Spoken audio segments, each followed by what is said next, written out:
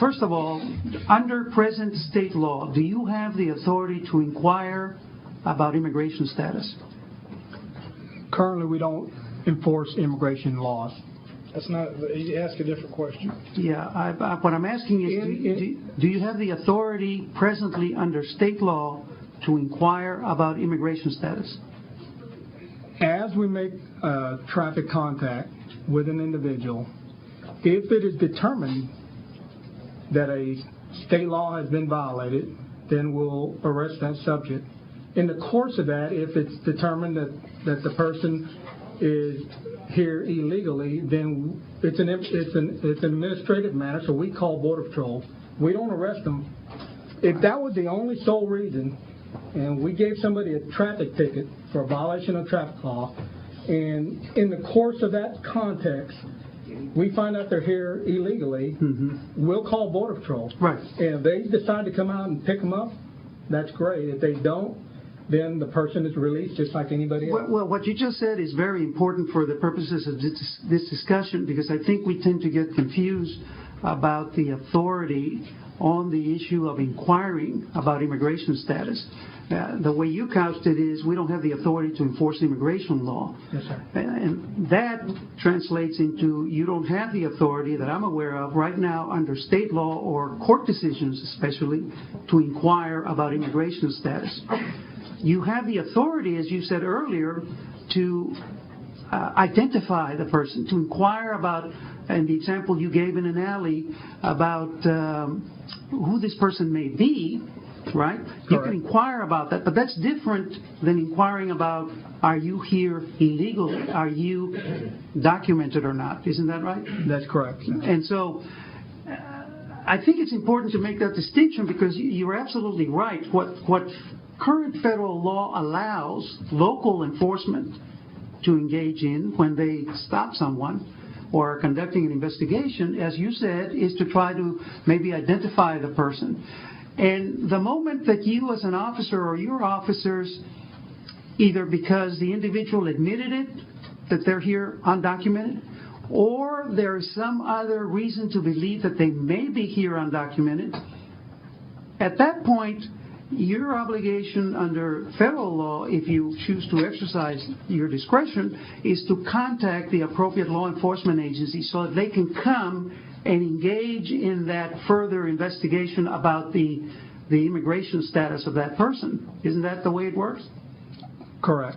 And that's the way it works also with not just with DPS, but also with our local police department, with our sheriff's department. Those are the rules currently.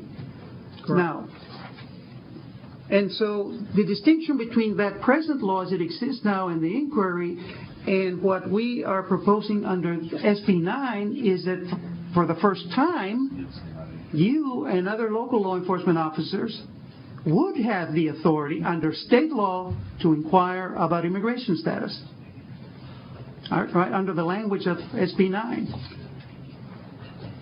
You would not be prohibited from inquiring about it if you chose to exercise your discretion. Based on what I'm reading, that would be correct. So this is a major change in current law, state law, with regard to checking into people's immigration status. And then one final thing, probable cause and reasonable suspicion.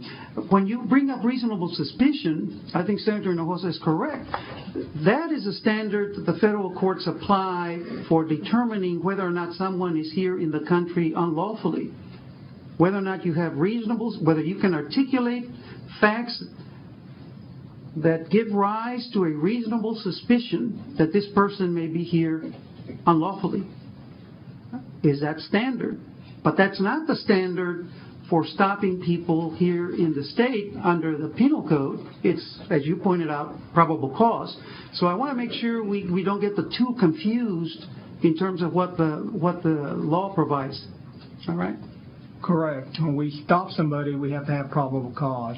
Yeah. Once we detain somebody and we're asking questions, you can develop reasonable suspicion that other crimes may be committed. Okay, but that's with regard to whether there's other crimes, but not Correct. reasonable No, suspicion not as for to whether the traffic person stop. is here unlawfully. No, sir. No, sir. All right, well, I wanted to make that distinction.